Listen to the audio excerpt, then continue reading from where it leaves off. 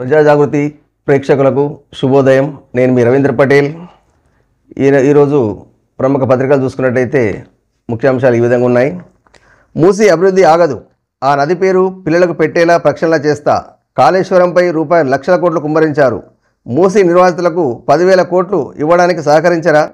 కేటీఆర్, హరీష్, ఈటల వారం రోజుల పాటు ఆ నది పరివాహకాల్లో ఉంటే జనం బాధలు తెలుస్తాయి. సీఎం రేవంత్ రెడ్డి ధ్వజం.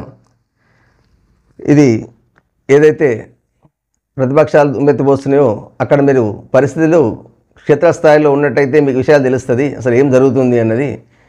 మేము ఎంత అనుకుంటున్నామంటే గంగా, యమున, సరస్వతి ఏ రకంగా అయితే నదుల పేర్లు పెట్టుకునే విధంగా అంత ప్రక్షణ అంత పవిత్రంగా ఉందో, మేము మూసీ నదిని కూడా అంత పవిత్రంగా చేయాలనుకుంటున్నాం. దాన్ని కూడా మీరు రాజకీయ కోణంలో ఆలోచించి దాన్ని భ్రష్టు పట్టించే కార్యక్రమాలు చేస్తున్నారు మీరు. అది కాకుండా మీరు ఒకసారి క్షేత్రస్థాయికి రండి, వచ్చిన తర్వాత అక్కడ ఏం జరుగుతుందో మీకు చూస్తే మీకు అర్థమవుతుంది అన్న ఉద్దేశంలో రేవంత్ రెడ్డి చెప్పడం జరిగింది. వాస్తవమే, అభివృద్ధి చేయాలంటే ఖచ్చితంగా కొన్ని ఆటుపోట్లు భరించాల్సి వస్తాయి. అయితే ప్రభుత్వం వారు ఏ పని చేసినా దుమ్మెత్తి పోసే కంటే మంచి అన్నది స్వాగతించండి. అందులో ఉన్న తప్పులు ఏదైనా జరుగుతుంటే ఎత్తి చూపించేసి ఆ తప్పులకు ప్రత్యామ్నాయ ఏర్పాటు కూడా ఏం చేస్తే బాగుంటుందన్నది కూడా ప్రతిపక్షంలో వాళ్ళ నాయకులు చెప్పినట్టయితే దాన్ని హర్షించదగ్గ విషయం ఉంటుంది తప్ప ప్రతిదాన్ని కూడా రాజకీయ కోణంలో దుమ్మెత్తిపోవడం అన్నది పరిపాటి కాదు.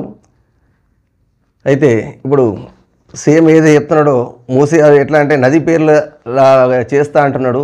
కాకపోతే మూసీ నదిని గంగా అంత పవిత్రంగా అయితే మూసీ నది కాదు కదా. మూసీలోకి వచ్చే నీళ్ళు ఏంటి? మురికి నీళ్ళే.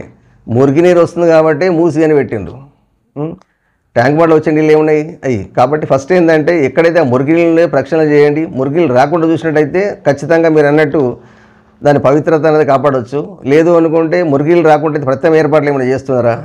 మరి వచ్చే నీళ్ళు అన్నీ మురికి నీళ్ళే కదా. అంత పవిత్రంగా ఉన్న పేర్లను కూడా మీరు మూసీ నదికి అంటే ఆపాదించడం రెండింటికి కూడా అన్నది కొంచెం కరెక్ట్ కాదు. కాబట్టి మూసే, గంగా దేని పవిత్రత దానికే ఉంది తప్ప ఈ రెండు కూడా సమానం అని చెప్పడం కూడా కరెక్ట్ కాదు. ఎందుకంటే ప్రజల మనోభావాలు కూడా దెబ్బతీయొద్దు.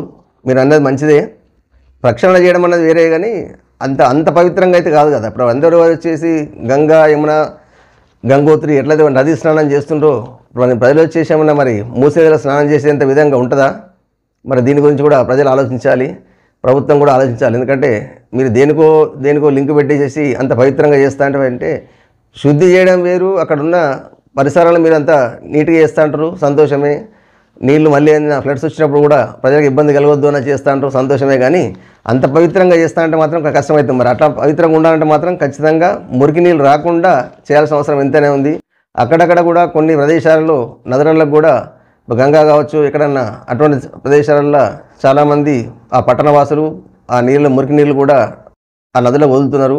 అక్కడ వదలకుండా చేయాల్సిన బాధ్యత కూడా అక్కడున్న దేవస్థానం వాళ్ళది. దాంతోపాటు అక్కడున్న ఎవరైతే ప్రభుత్వ అధికారులు ఉన్నారో ఆ పర్యవేక్షణ చూసేది ఎవరైతే ఉన్నారో వాళ్ళు కూడా ప్రతిదీ కూడా కాపాడాల్సిన అవసరం ఎంతైనా ఉంది. నదిని నదిలాగా పవిత్రంగా ఉంచే విధంగా ప్రతి ఒక్కరూ ప్రజలు ఉండాలా. అదేవిధంగా అధికారులు, సంబంధిత కార్పొరేషన్ కావచ్చు, మున్సిపాలిటీ కావచ్చు, గ్రామ పంచాయతీ కావచ్చు, అక్కడ ఏదైతే దాని సర్టన్లో వస్తుందో వాళ్ళందరూ కూడా ప్రత్యేకంగా శ్రద్ధ తీసుకొని దాన్ని కాపాడాల్సిన అవసరం ఎంతైనా ఉంది.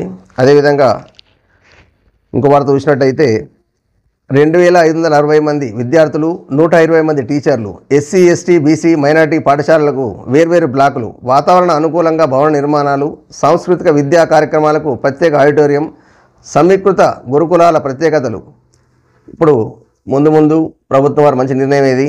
ఎందుకంటే సమీకృతంగా ఏదైతే చేస్తారో ప్రభుత్వం నిర్ణయించిన యంగ్ ఇండియా సమీకృత గురుకుల పాఠశాలలో ఒక్కో దాంట్లో 2,560 మంది విద్యార్థులను తీసుకుంటున్నారు. దాంతోపాటు 120 మంది టీచర్లు ఉంటున్నారు. ఒక్కొక్క బ్లాక్ వచ్చేసి 640 మంది విద్యార్థులు ఉంటారు.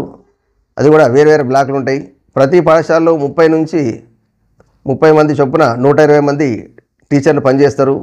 సమీకృత గురుకుల పాఠశాల భవనం ప్రత్యేకంగా ఉంటుంది. లైబ్రరీలో 5,000 పుస్తకాలు, కంప్యూటర్ కేంద్రాలు, దానిలో ప్రత్యేకంగా 60 కంప్యూటర్లు. ఈ రకంగా పిల్లలకి ఏదైతే కావాలనో అదంతా అట్మాస్ఫియర్ మొత్తం ఒకే షెల్టర్ కింద లభించే విధంగా చర్యలు తీసుకుంటున్నది. ఇది స్వాగతించాల్సిందే. ముందు ఫ్యూచర్లో ఏదైతుందో విద్యా వ్యవస్థపై ప్రభుత్వం దృష్టి సారించడం అన్నది కూడా హర్షించదగ్గ విషయమే. ఇది ఏదైతే ప్రాజెక్ట్ వస్తుందో అది 100% సక్సెస్ఫుల్గా చేసే విధంగా కూడా అధికారులు దాని మీద చొరవ చూపాల్సిన అవసరం ఎంతైనా ఉంది. ఇది పేరుకే ఒకసారి స్టార్ట్ చేసిన తర్వాత దాన్ని పట్టించుకోకపోతే కష్టం. ఇప్పుడున్న ప్రభుత్వ పాఠశాలలో కూడా చాలామంది విద్యార్థులకు ప్రోత్సాహం అందించినట్టయితే చాలామంది ఇంకా జనాలు చాలామంది పిల్లలు వాళ్ళు చేర్చడానికి చాలా అవకాశం ఉంది. ప్రైవేట్ పాఠశాలల్లో ఉన్న ఫీజులు వాటితో ఇబ్బందులు ఇప్పుడు మనం చూస్తున్నాం. పత్రికల్లో అక్కడక్కడ అయితే హైదరాబాద్ జరుగుతుంది కదా, శ్రీ చైతన్య, దాంతోపాటు నారాయణ కాలేజీలలో అది హాస్టల్ ఏ విధంగా ఉన్నాయంటే ఆ హాస్టల్లో వెలుతురు లేదు, సౌకర్యాలు సరిగా లేవు.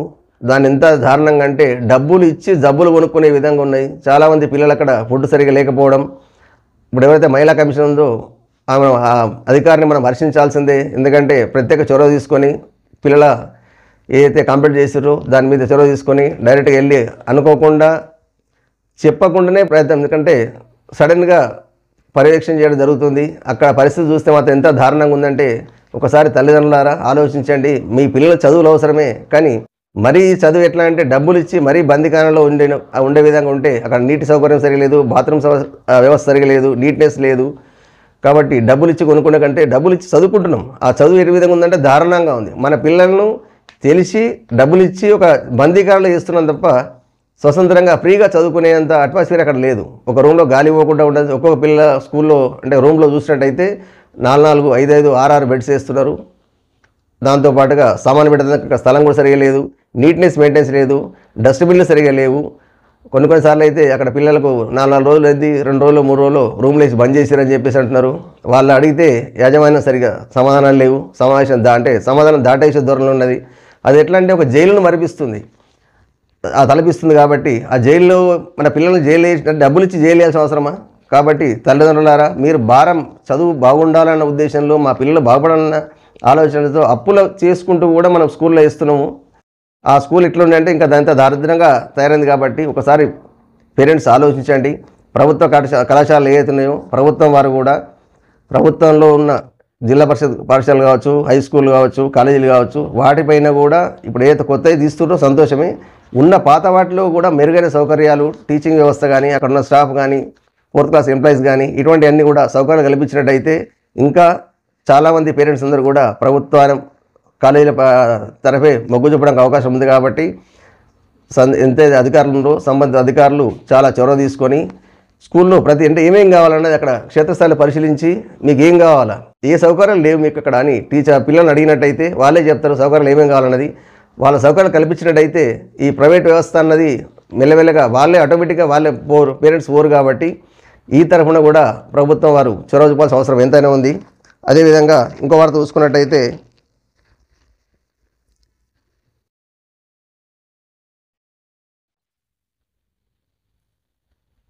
మనము ఛత్తీస్గఢ్ సరిహద్దులకు గ్రేహౌండ్స్ నిరంతర కుబింకు ప్రణాళిక, రాష్ట్రంలోకి మావోయిస్టుల చొరబాట్లను అడ్డుకోవడమే లక్ష్యం.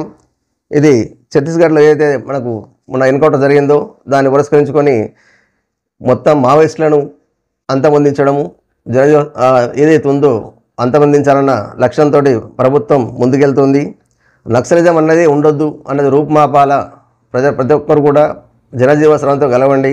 మీరు నక్సలిజానికి ఎంత దూరంగా ఉంటే అంత మంచిది అని చెప్పి ప్రజలు కూడా హితవు చెప్పగలుగుతున్నారు. వాస్తవమే. అభివృద్ధి అన్నది నక్సలిజంతో సాధిస్తామా, ఎందుకోసం పోయిర్రు, గతంలో జరిగింది వేరు, ఇప్పుడున్న పరిస్థితులు వేరు. నక్సలిజం కంటే ముందు మీరు కష్టపడండి, జనజీవన స్రవంతో కలవండి. ఏం సాధించాలని చేస్తున్నారు మీరు? నక్సలిజం ఏదైతుందో ఏం సాధించాలనుకుంటారు, ఏం సాధించారు? ఒకసారి మీరు ఆత్మవిమర్శ చేసుకున్నట్టయితే ఇది ఇక ముందు కూడా ఈ వ్యవస్థ అన్నది రూపుమాడకు అవసరం ఉంటుంది. అదేవిధంగా ఇంకో వార్త చూసుకుందాం మనము. మొక్కవని ధైర్యం ఈ మగవల ప్రస్థానం, కలిసరాని సేద్యం, అప్పుల బాధతో భర్తల బలవన మరణం, ఆత్మశైర్యంతో అతివల ముందడుగు, స్ఫూర్తి పదంతో సాగుతున్న సాధారణ గ్రామీణ మహిళలు. ఎవరైతే అప్పుల పాలై వ్యవసాయం చేయలేక అప్పుల పాలైనరు, వాళ్ళ భర్తలు అప్పులు కట్టలేక ఆత్మహత్య చేసుకున్నారు. అప్పుడు ఆ కుటుంబానికి ధైర్యమై ఎవరు? ఆ కుటుంబ యజమానురాలు. ఆమె మొక్కవని ధైర్యంతో కొన్ని అప్పులు ఇచ్చిన వాళ్ళు ఏంటంటే భర్త చనిపోయిన తర్వాత అప్పులు ఇస్తే కానీ మీ భర్త శవాన్ని దహనం చేయొద్దు అనే పరిస్థితులు కూడా కొన్ని వచ్చినాయి. అటువంటప్పుడు మహిళలు కొంచెం ముందుకు వచ్చి ఆ అప్పు నేను కడతా అని చెప్పేసి ఒక నోటు రాసి చేసి భర్త అద్దెకిలా చేసిన తర్వాత ఈ మహిళలు ఎవరైతే ఉన్నారో కొందరు కష్టం అనుభవించిన తర్వాత జూట్ బ్యాగుల ఉత్పత్తికి ఏదో ట్రైనింగ్ తీసుకొని జూట్ బ్యాగులు కుట్టడము, అమ్మడము, ఇవన్నీ చేసి ఆమె స్ఫూర్తిగా ఉండి ఆమెలాగా ఎవరైతే భర్తలను కోల్పోయిన వాళ్ళు ఉన్నారో వాళ్ళందరూ కూడా స్ఫూర్తిగా ఉండి వాళ్ళందరినీ తీసుకుని ఒక టీం తయారైపోయి ఒక చిన్న వ్యవస్థ ఏర్పాటు చేసుకొని ఈరోజు అవి ఎంత ఎదిగిందంటే ఒక 50 మిషన్లు పెట్టుకొని ఆ మిషన్లతో పాటుగా 20 మంది పనిచేసే విధంగా ఆమె స్ఫూర్తిగా నిలిచింది.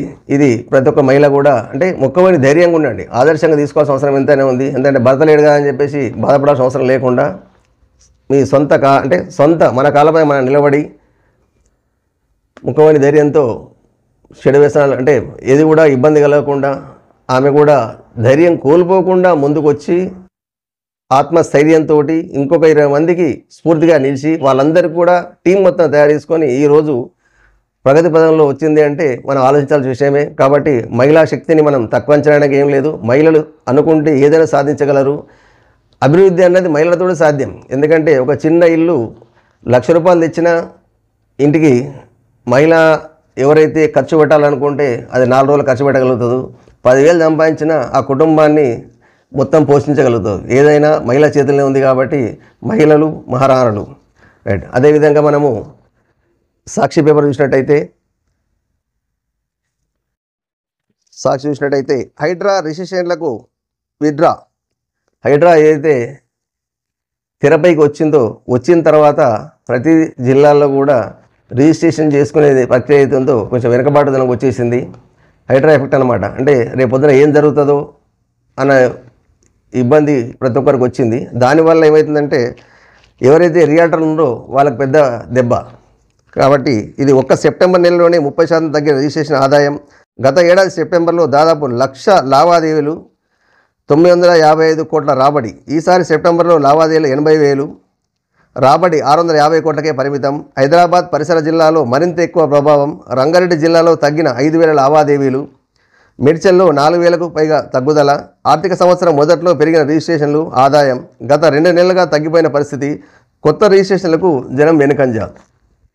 ఇదేతుందో కొనుక్కోవాలంటే భయం ఉంది. కొనుక్కున్న తర్వాత వచ్చేసి ఇప్పుడు చాలామంది చూసినాం, గతంలో కూడా రిజిస్ట్రేషన్ చేసుకొని గృహప్రవేశం చేసిన వారం రోజుల తర్వాతనే ఆ ఇల్లు డిమాలిష్ అయిపోయింది.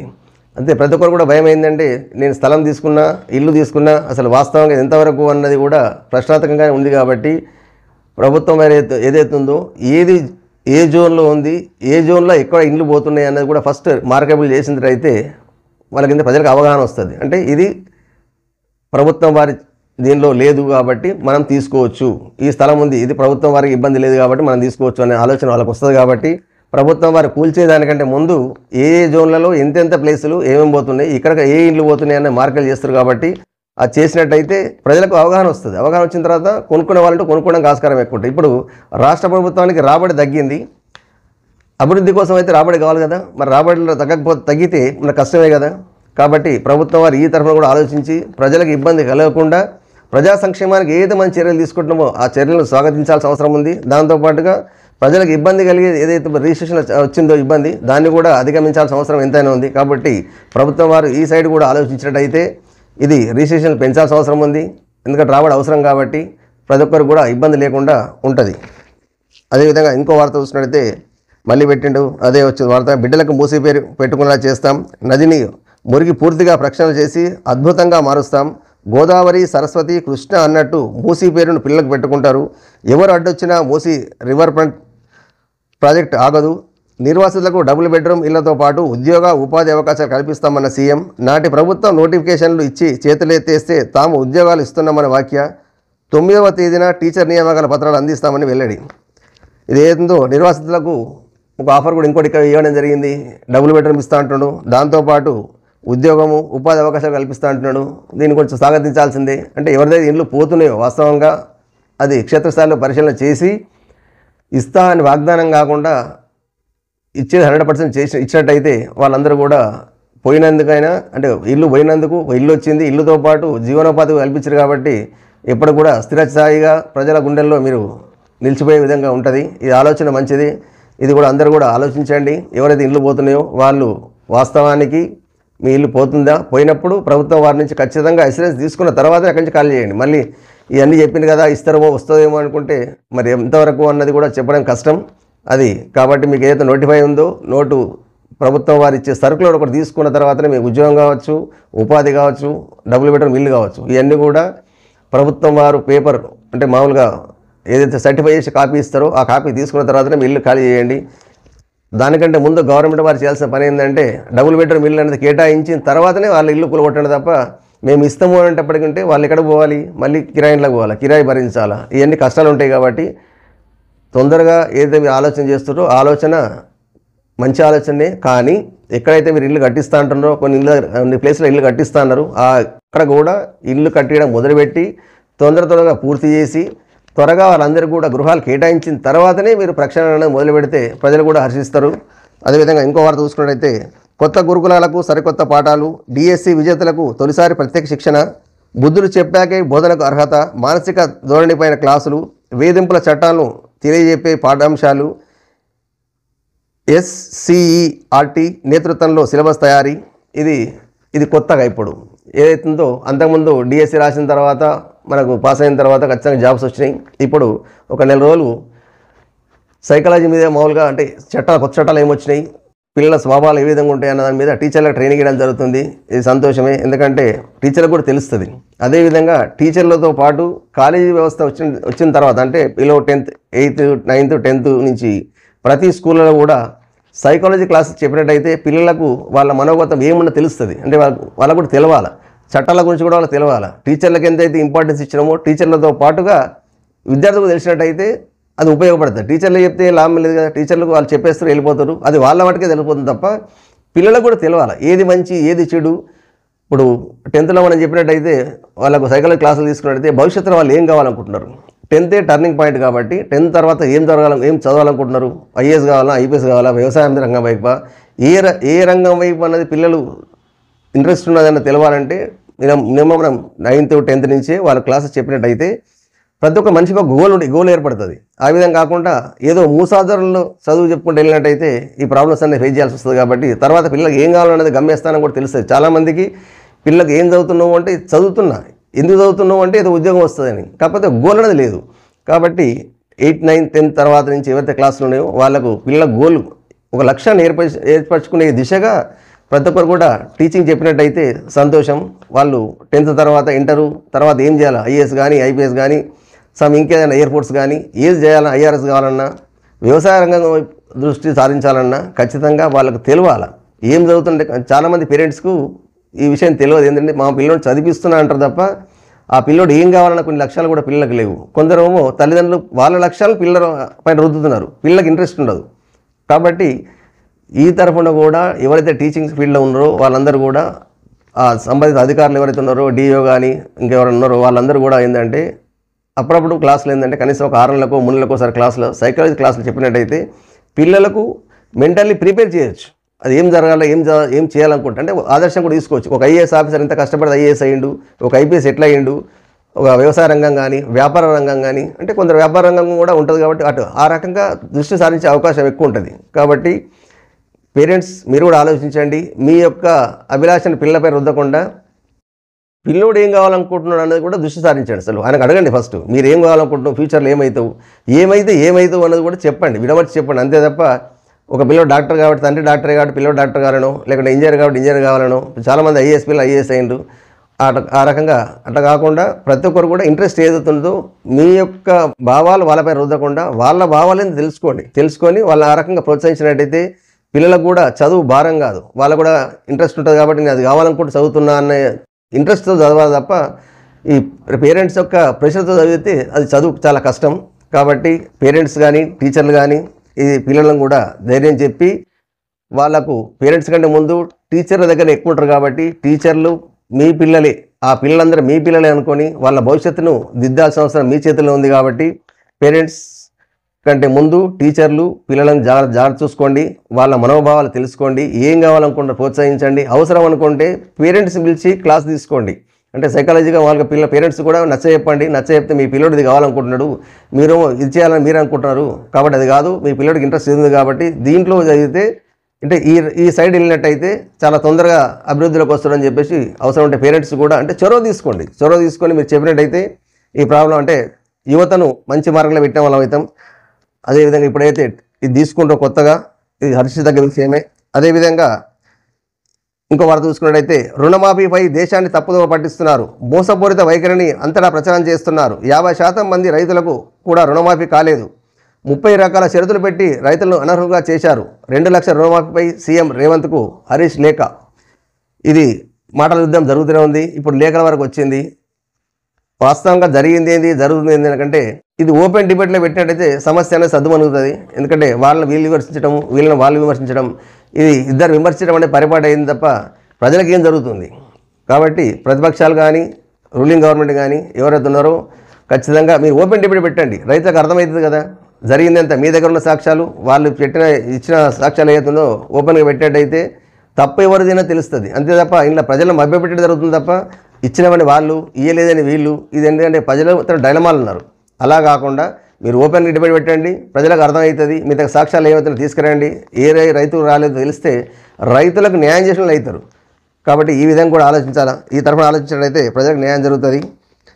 రెవెన్యూ సేవల్లో తేడా కనబడాలి. సామాన్యులతో స్నేహపూర్వక వ్యవహరించాలి. దేశానికి రోల్ మోడల్గా కొత్త రెవెన్యూ చట్టం తెస్తాం. డిప్యూటీ కలెక్టర్ల సమావేశంలో రెవెన్యూ మంత్రి పొంగులేటి. ప్రభుత్వానికి కళ్ళు చెవులు మీరే. మీరు బాగా పనిచేస్తే ప్రజలకు మేలు జరగడమే కాదు, ప్రభుత్వానికి మంచి పేరు వస్తుంది. సామాన్యులతో స్నేహపూర్వకంగా వ్యవహరించాలి. గతానికి ప్రస్తుతానికి తేడా కనబడాలి అని రెవెన్యూ శాఖ మంత్రి పొంగులేటి శ్రీనివాసరెడ్డి రెవెన్యూ ఉద్దేశించి ఈ విధంగా చెప్పడం జరిగింది. వాస్తవమే. ఏదైనా ప్రభుత్వానికి మంచి పేరు రావాలన్నా చెడ్డ పేరు రావాలన్నా ఎంప్లాయీస్ మీదనే ఆధారపడి ఉంటుంది. ఇప్పుడైతే భూమికి సంబంధించినంత రెవెన్యూ చూస్తుంది కాబట్టి గతంలో కూడా రెవెన్యూ తోటి చాలా చిక్కులు ఎదుర్కోవడం జరిగింది. ఏదైతే ధరణి ఉండనో ధరణితోటి అందరికీ వ్యవసాయదారులకు ఎవరైతే ఉన్నదో అందరికీ దరిద్రం పట్టింది. మరి ఆ దరిద్రం పోయి ఇప్పటికైనా కొత్తగా మన పేరు మార్చాం. దీనిలోనే మంచి జరగాలని కోరుకోవడం అంటే అది అధికారుల పైనే ఆధారపడింది. కాబట్టి అధికారులు ఇప్పటికైనా ప్రజల కోసం ఆలోచించండి. మీరు ప్రజా సేవకులే తప్ప అధికారులకు సేవకులు గారు. ప్రజా సేవకులు కాబట్టి ప్రజలకు వచ్చే ఇబ్బందులను అధిగమించడానికి ఏం చేస్తే బాగుంటుంది అన్నది కూడా ప్రభుత్వానికి ప్రజలకు వారధులు మీరే. ప్రభుత్వం మంచి పేరు రావాలన్నా మీకు మంచి పేరు రావాలన్నా ప్రజల్లో అంటే మీరు మంచి చేస్తేనే మంచి పేరు వస్తుంది. కాబట్టి ఇప్పుడు మంత్రి గారు ఏదైతే చెప్పిండ్రో అది వాస్తవమే. ఇప్పటికైనా ప్రభుత్వాలకు శాశ్వతం కాదు, ప్రజల్లో మీరు చిరస్థాయిగా ఉండాలంటే మీరు చేసే పనులే ఇంపార్టెంట్ ఉంటుంది. కాబట్టి అధికారులారా ఇప్పటికైనా మీరు ప్రజల తరఫున ఆలోచించండి. వాళ్ళకు మంచి చేసే విధంగా మీరు ఎంత కష్టపడితే అంత మంచిగా ఉంటుంది. అదేవిధంగా ఇంకొక వార్త చూద్దాం మనం. 11 సమీకృత గురుకుల పాఠశాలలు శంకుస్థాపన. ఉప ముఖ్యమంత్రి మల్లు భట్టి విక్రమార్క వెల్లడి. Young India integrated residential school పేరిట ప్రాజెక్టు నిర్మాణం కోసం 5,000 కోట్ల బడ్జెట్ కేటాయించాం. ప్రస్తుతం 19 అసెంబ్లీ నియోజకవర్గాల్లో భూమి పూజ, ఏడాదిలో పూర్తి చేసి అందుబాటులో తెస్తామని వెల్లడి. ఇది ఏదైతుందో 1 సంవత్సరం లోపల పూర్తి చేసి నెక్స్ట్ ఇయర్ వరకల్లా అందుబాటులో తెస్తామంటున్నారు. సంతోషమే.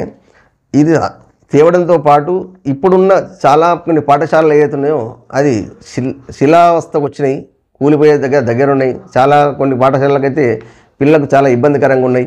చుట్టూ ప్రహారీ గోడ లేకపోవడం, బాత్రూమ్ లేకపోవడం, దాంతోపాటు పరిసరాల్లో కొన్ని ఏమంటారు వర్షం పడేటప్పుడు పాములు తేళ్ళు అయిన వచ్చేట్టు కూడా ఉన్నాయి. కాబట్టి వాటిపైన కూడా దృష్టి సారించి పాత పాఠశాల కొత్త ఎట్లా కడుతుర్రో సంతోషమే. అదేవిధంగా పాత పాఠశాలలు కూడా ఏది ఉన్నాయో వాటిపైన కూడా దృష్టి సారించినట్టయితే బాగుంటుంది. అక్కడ టీచర్ల కొరతగా ఉండొచ్చు. అక్కడ స్టాఫ్ అంటే 4th క్లాస్ అయితే గంట బెల్ కొట్టడానికి, దాంతోపాటు ఊడడానికి స్వీపర్లు, బాత్రూమ్ లాట్రిన్ గడవడానికి స్కావెంజర్స్ ఏదైతుందో అటువంటివి కూడా ఉన్నాయి. కాబట్టి వాటిని కూడా దృష్టి సారించి అక్కడ కూడా మౌలిక సదుపాయాల కల్పన కూడా దృష్టి సారించినట్టయితే విద్యా వ్యవస్థ ప్రైవేట్లో ధీటుగా ఏదైతే మీరు నిర్మించాలనుకుంటున్నారో దాని ధీటుగా ఏదైతే నిర్మించాలనుకున్నప్పుడు అక్కడ సౌకర్యాలు కూడా కల్పన అంత అవసరం. ఇప్పుడు మనం మొన్న చూసినట్టయితే మహిళా కమిషన్ చెప్పడం జరిగింది, మా గవర్నమెంట్ కాలేజీల కంటే మీది ఇంకా దరిద్రంగా ఉంది అంటే ప్రైవేట్ కాలేజీలు. అంటే దాన్ని బట్టి అర్థం చేసుకోవచ్చు. అంత ఇంతో ప్రైవేట్ కంటే గవర్నమెంట్ కాలేజీలు మంచిగా ఉన్నాయి. దాన్ని ఇంకా మనం రూపకల్పన చేసినట్టయితే ఇప్పుడు ప్రైవేట్ కాలేజీ వరకు మొగ్గు చూపాల్సిన అవసరం ఉండదు, పేరెంట్స్కు మొగ్గు చూపాల్సిన అవసరం ఉండదు. కాబట్టి ప్రజలను దృష్టిలో పెట్టుకొని ప్రభుత్వం వారు ఏదైతే నిర్ణయాలు తీసుకుంటారో దాన్ని స్వాగతించాల్సిందే. దాంతోపాటుగా పాత పాఠశాలలు ఏవైతున్నాయో అక్కడ విద్యా వ్యవస్థ సంబంధించి స్ట్రెంత్ పెంచడానికి మౌలిక సదుపాయాలు కల్పించినట్టయితే విద్యార్థులందరూ కూడా ప్రైవేట్ పాఠశాలకు వదిలేసి ప్రభుత్వ పాఠశాల వైపు మొగ్గు చూపుతారు. కాబట్టి ప్రభుత్వ వారి క్షేత్రస్థాయిలో పర్యటించి ఏమేమి అవసరం ఉన్నాయి అంటే అక్కడికి ఏమో రిక్రూట్మెంట్ అవసరం ఉన్నాయి, ఆ రిక్వైర్కి సంబంధించి వాళ్ళ దగ్గర ఉన్న అక్కడ ప్రతి స్కూల్కి సంబంధించి ఒక్కొక్క స్కూల్ని కూడా ఎంక్వైరీ చేసినట్టయితే వాళ్ళ మౌలిక సదుపాయాలు ఏం కావాలో రాసుకొని అక్కడ ఆ సదుపాయాలన్నీ కల్పించే విధంగా మనం ప్రయత్నం చేసినట్టయితే ప్రతి పాఠశాల గవర్నమెంట్ స్కూళ్ళు అంటే మొత్తానికి వాళ్ళకి అమ్మే స్థానం ఎట్లుందంటే ప్రతి ఒక్కరు కూడా హర్షించదగ్గ విషయం ఉన్నది. చాలా స్కూళ్ళు ఉన్నాయి. చాలా స్కూళ్ళల్లో కూడా స్ట్రెంత్ చాలా పెరిగిపోయింది. ప్రైవేట్ స్కూళ్ళ కంటే కూడా గవర్నమెంట్ స్కూల్లో స్ట్రెంత్ పెరిగిపోయింది. కాకపోతే అక్కడ సౌకర్యాలు కూడా కొంచెం కొట్టొచ్చిన కనబడుతున్నాయి. కాబట్టి అసౌకర్యాలు ఏతున్నాయో ఆ అసౌకర్యాలను తీసేసి మొత్తం పూర్తి స్థాయిలో సౌకర్యాలు కల్పించినట్టయితే చాలామంది పేరెంట్స్ అప్పుల పాలై ప్రైవేట్ స్కూల్లో పోయే కంటే అప్పుల నుంచి కూడా అధిగమించిన వాళ్ళు అవుతారు. ప్రైవేట్ స్కూల్ కంటే గవర్నమెంట్ స్కూల్ బెటర్ ఉంది కాబట్టి ఒక మధ్యాహ్నం పూట భోజనం కూడా పెడుతున్నారు, ఒక పూట గడుస్తుంది. కాబట్టి చాలా సౌకర్యాలు ఉన్నాయి. ఆ సౌకర్యాలు ఇంకా మెరుగుపరిచినట్టయితే ప్రతి పిల్లలు కూడా చాలామంది పేరెంట్స్ అందరూ కూడా ప్రభుత్వ పాఠశాలలో వేయడానికి చాలా రెడీగా ఉన్నారు.